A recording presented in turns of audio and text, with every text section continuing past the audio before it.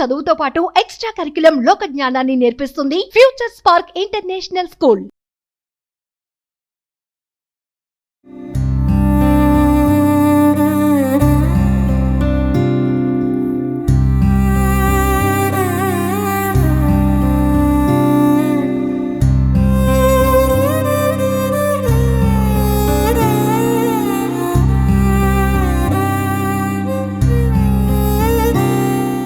వాడు సంపాదించి మనల్ని సాకుతాడు అన్నప్పుడు మేము వాడిని సాకాల్సిన పరిస్థితి వచ్చింది. ఒక చెవిటి మూగమ్మాయిని పెళ్లి చేసుకున్నాడు అనేసి విన్నాను. నోరు ఉండే వాళ్ళకి జీవితం ఇచ్చేది వేరు, నోరు లేని వాళ్ళకి జీవితం ఇచ్చేది వేరు. Welcome to Suman TV. పెద్దలు చెప్తా ఉంటారండి, ఈ రోజే మంది, ఈ క్షణమే మనది, రేపేం జరుగుతుందో మన చేతుల్లో లేదు అని. నిజంగా అక్షర సత్యం ఈ మాట. ఎందుకంటే చిత్తూరు జిల్లా నుంచి ఇద్దరు దంపతులు మన స్టూడియోని వెతుక్కుంటూ సుమన్ టీవీ కోసం ఇక్కడ దాకా వచ్చారండి. కుమారి అండ్ షణ్ముఖ్ దంపతులు ఇద్దరు కూడా 24 ఏళ్ల కొడుకుని పసిబిడ్డలాగా సాకాల్సి వస్తుంది. ఏం చేయాలో దిక్కుతోచని పరిస్థితుల్లో సుమన్ టీవీని ఆశ్రయించారు.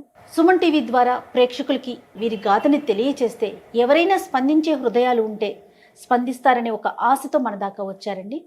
అసలు వాళ్ళ స్టోరీ ఏంటి, వాళ్ళకి జరిగిన బాధ ఏంటి, విధి వాళ్ళని ఏ విధంగా వెక్కిరించింది, ఒక్కసారి మనం మాట్లాడదాం. అమ్మ నమస్తే. అమ్మ నమస్తే. నమస్తే అండి. ఎక్కడి నుంచి వచ్చారమ్మా? చిత్తూరు నుంచి వచ్చినాము. మా అబ్బాయి 24 ఏళ్ళు ఇప్పుడు. 24 సంవత్సరాలు. ఏం చేస్తుంటారమ్మా మీరు? మేస్త్రి పని మేము కూలీ చేసుకుంటాం మేడం. ఇద్దరు కూలీ పని చేస్తారా? కూలీ పని చేస్తాండి. ఇప్పుడు లేదు. ఎంతమంది పిల్లలు? 4. ఏమేం కూతుర్లు, 2 కొడుకులు. పెళ్లి పెద్ద కొడుకు పెళ్లి అయింది, పెళ్లికి అయిపోయింది కూతుర్లకు. ఈయన పెద్ద కొడుక? ఈయన పెద్ద కొడుకు. నీ పేరేంటమ్మా? వినోద్. వినోద్. ఏం చేస్తుండేవాడు ఇంతకు ముందు? మేస్త్రి పని. తిని కూడా మేస్త్రి పని. మేస్త్రి. మేము మేస్త్రి ఇవ్వలేదు. మేము కూలి గొర్రెలు మేకలు ఉన్నింది, మేపుకొని దాన్ని అట్లా పెట్టుకొని పిల్లల్ని సాకినాము. కూతుర్లు పెళ్లి చేసినాము, కొడుకు పెళ్లి చేసినాము. వాడు సంపాదించి మనల్ని సాకుతాడు అన్నప్పుడు వాడు పడిపోయి మరి అయిపోయా. ఇప్పుడు మేము వాడిని సాకాల్సిన పరిస్థితి వచ్చింది. యాక్సిడెంట్ ఎట్లా జరిగిందమ్మా? పనికి పోయి వస్తానంగా కుక్క అడ్డం దూరేసి పడిపోయి బైక్ పైన పడిపోయింది. పడిపోయి ఎనపోసిపోయింది. పల్లం అది 2 మట్లు ఆయన పల్లం ఉండదు. పల్లాన్ని ముందు వీడి పడి బండి వాని పైన ఆడ చెయ్యి కాలు ఏం దెబ్బలేదు. మరి హాస్పిటల్లో ఏమన్నారు, ఎక్కడికి తీసుకెళ్లారు? ఫస్ట్ సిఎంస్కి పోయినాము. సిఎంస్కి పోతే ఊపిరితిత్తుల్లో నెత్తురు గడ్డగట్టేసిందని ఇక్కడే ఆపరేషన్ పెట్టి ఇదంతా తీసినారు, వేస్ట్ అంతా తీసేసినారు. కానీ ఇక్కడ ఆపరేషన్ చేసినా ఇక్కడ సక్సెస్ అవ్వదు, చేస్తాము సక్సెస్ కాదన్నారు. మళ్ళీ చెన్నైకి తొడుక్కోపోయినాం న్యూటికి. అక్కడికి పోయినాక 18 లక్షలకు అయిపోయింది ఆపరేషన్ చేసినాం. చేసిన వాళ్ళు సక్సెస్ అయింది అని చెప్పినారు, కానీ డెంగ్యూ జ్వరం వచ్చేసింది. డెంగ్యూ వచ్చింది. దాంట్లో ఈ డబ్బులు ఉన్నదంతా పోయేసినాం. ఇండ్లు వాకిలంతా అన్ని పెట్టేసినాం, కైలంతా. ఏది ఇల్లు ఇవన్నీ అమ్మేసినాం. ఇల్లు అయితే మాత్రం తాకట్టు పెట్టినాం. అది మాత్రం పెట్టేసినాము. కైలంతా అమ్మేసి అంతా పెట్టేస్తుంది. మళ్ళీ ఇంకా ఆడ ఉండాలంటే డబ్బులు లేకుండా తొడుక్కుని చేసినాం.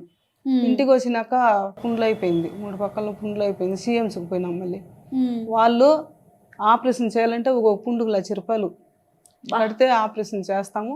మళ్ళీ దానికి తగిన మందులకు, మాత్రలకు, బెడ్ ఛార్జ్ అన్నీ మీదే అటని చెప్పినారు. అక్కడికి ఆపరేషన్ చేసినారు, పెరలోసి నుంచి చేసినా సక్సెస్ కాలేదు. మళ్ళీ ఓల్స్ పడిపోయింది. డబ్బులు కట్టలేకుండా అక్కడి నుంచి కూడా తొడుక్కుని చేసినాం. తొడుక్కొని వచ్చి ఇంటికాడే పెట్టుకున్నాం. మళ్ళీ ఇక్కడే చిత్తూరు దగ్గరే 3 నెలలు పెట్టుకుని ఉన్నాం, ఆర్వేస్ హాస్పిటల్ అని. అక్కడ ఆడ పెట్టుకొని ఉన్నాం. మా వాళ్ళు లోపల ఎమ్మి కాడికి కోసి ఎత్తేసినారు. కండంతా కుళ్ళిపోయింది, కోసి ఎత్తేసి మళ్ళీ ఇంటికాడే పెట్టుకుని సిఎంస్లో మందులే పెట్టుకుని మేమే మాన్సుకొని వచ్చినాం. 1 పక్క ఉంటుంది మేడం అప్పుడు, అది ఇంకా మానలేదు. 2 పక్కలు మానిపోయింది. కాదమ్మా, అసలు డాక్టర్లు ఏం చెప్తున్నారు? వాళ్ళు ఏమి ఇక్కడ ఏం చెప్పలేదు మేడం. అదే సిఎంస్లో వాళ్ళు ఏమంటారు, 4 నెలలు గ్యారెంటీ 4 నెలలు నడిపిస్తాము. 4 నెలలు 5 నెలలు మా చేత డబ్బు లేదని మేము పోలేదు మేడం. దానివల్ల మళ్ళీ చెప్పి సుమన్ టీవీ వాళ్ళు హైదరాబాద్లో ఉన్నారు, వాళ్ళు మీరు ఏదైనా అడుక్కుంటే చేస్తారు, మీకు హెల్ప్ చేస్తారు అంటే మళ్ళీ మా ఎల్లుని తోడుకొని ఇటుకే వచ్చిన. ఆపరేషన్ చేయడానికి అవకాశం ఉంటుందంట. ఆపరేషన్ అంటే అయిపోయింది. పుండుకు మాత్రమే ఆహాహా. పుండుకు మాత్రమే ఆపరేషన్ చేసి బాగా మరి చేయగలం. అప్పుడు తను ఏమన్నా నడిచి తన పని తను చేసుకోగలుగుతాడా మరి చేసుకోగలుగుతాడు. కనీసం? తనిగా పెట్టాలా ఆహా. దానికి ఒక రోజుకు 5,000 ఒక రోజుకు. ఆ మరి 3 నెలలు 4 నెలలు పెడితే మేము నడిపిస్తాం. వాని పని వాడు చేసుకునేంత మాత్రం చేస్తాము ఉమ్. అట్లా అంటారు. ఇప్పుడు మొత్తం మీరే చేయాల్సిన పరిస్థితి అమ్మా. అంతా మేమే చేయాల. తిండి కానించి ప్రతిదీ ఇంక మొత్తం మీరే. అంతా మేమే. తినేదే తింటాడు ఉమ్, ఉమ్. కానీ ఒంటికి ఉండేది బయటికి పోయేది తెలదు. అవి రెండు తెలదు. ఆహా, తనకు తెలియట్లా. అది తెలీదు. ఎత్తుకొని అది పండ మనమే పెట్టాలా ఉండాలా, మళ్ళీ చూసుకోవాలా. ఎక్కించుకొని దీంట్లో కూర్చొని పెట్టుకుంటా. ఇంతకు ముందు అయితే మరి కూర్చొని కూడా కూర్చోలేడు. ఉమ్. ఇప్పుడు కొంచెం కూర్చుంటాడు. ఆహా. కానీ నిలబడలేడు, కాళ్ళు నిలదు, ఆ. పడిపోతాయి అట్లే కాళ్ళు. కాదమ్మా, మీ మీ గురించి నేను తెలుసుకున్నాక తను పెళ్లి చేసుకున్నాడని, ఒక చెవిటి మూగమ్మాయిని పెళ్లి చేసుకున్నాడు అనేసి విన్నాను. ఏమ్మా, అవును మ్యామ్. ఎందుకని, అంటే ఎట్లా, అంటే అలాంటి అమ్మాయిని ఎందుకు చేసుకున్నావు? ఏదైనా రీజన్ ఉందా? ప్రత్యేకించి ఏదైనా కారణం ఉందమ్మా? రీజన్ అంటే ఇప్పుడు నోరు ఉండే వాళ్ళకి జీవితం ఇచ్చేది వేరు, నోరు లేని వాళ్ళకి జీవితం ఇచ్చేది వేరు. అట్లా ఊహించుకొని మేమేం వద్దన్నాం మేడం, మేము ఆ పాపనే చేసుకుంటానని చేసుకునేసినాడు. వయసు ఎంతమ్మా? 24. 24 సంవత్సరాలు. మరి ఇప్పుడు మీకు ఎట్లా ఇల్లు గడవటానికి? ఇప్పుడు ముగ్గురు ఇంకా మా పని చేసుకుంటేనే అంతంత మాత్రం కదా. చిన్న అబ్బాయి కదా, ఆ అబ్బాయి కూడా మేస్త్రి పనికి పోతాడు. ఆ అబ్బాయి గురించి ఆ ఒక్క సంపాదనతోనే బతకాల్సి వస్తుంది. ఇతనికి మందులు ఏమన్నా వాడుతున్నారా? అది ఇప్పుడు సేమ్ ప్రస్తుతానికి ఏమీ ఇప్పుడు లేదు. అయిపోయింది, ఏమి లేదు. బెడ్ స్టోన్ వచ్చేసింది, ఆరిపోయింది. నెక్స్ట్ ఫిజియోథెరపీకి రమ్మని చెప్పినారు. దానికోసం డబ్బులు అడ్జస్ట్ కాకుండా అందుకే సుమన్ టీవీ గురించి చెప్పినారు. రోజుకి 5,000 అవుతాయా ఫిజియోకి? అవును. అడ్రస్లో 17,000 అడిగినారు ఆ, హాస్పిటల్. ఆ, అది బెడ్ ఛార్జ్ లేకుండా. అదేలేండి. ఒక్కొక్క హాస్పిటల్ ఒక రేట్ చెప్తాను. ఆడ మొన్న రేట్ పెట్టి అడుగుతారా వాళ్ళు. 6 వారాలు టైం చెప్పిరి. 6 వారాల్లో నీకు జ్వరం వచ్చాను 4.5 లక్షలు కట్టేసి ఫిజియోథెరపీ పోనేలేదు. దుడ్డు వాపస్ అడిగితే కూడా వెళ్ళదు నర్సరీ. మళ్ళీ ఎక్కించుకొని తుడుకొని వచ్చేసిన కట్టలేకుండా. అంటే చిన్నప్పుడే బాగోకుండా అవయవాల లోపంతో పుడితే, పుట్టటమే అలా పుడితే ఆ దారి వేరు. ఒక జీవితాన్ని చూసి కొంత ప్రయాణం ముందుకు వెళ్ళిన తర్వాత మధ్యలో ఇలా జరగటం అనేది కన్న తల్లిదండ్రులుగా మీకు ఎంత బాధ ఉంటుందో అది అవును అర్థమవుతుంది మేడం. ఇప్పుడు భోజనానికి జరగాలంటే కూడా కష్టమే. ఒకరిని ఆధారమే పడాలి కదా అందరూ. హాస్పిటల్కి కానీ జ్వరం వచ్చినా, నాకు ఇప్పుడు హెల్త్ ప్రాబ్లం వచ్చేసింది, ఆపరేషన్ చేసినారు. నాకు కావాలంటే డబ్బులే.